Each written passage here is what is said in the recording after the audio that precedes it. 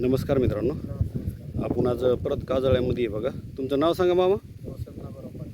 भाऊसाहेब नागोराव पांढरे. किती एकर क्षेत्र आहे आपलं इथं? 5 एकर क्षेत्र आहे बघा. त्यांनी असे चंदनाचे झाडं लावले.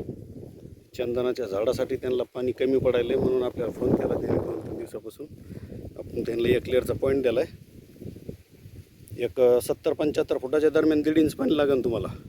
260-70 फूट बोर करायचा. कधी लावता गाडी?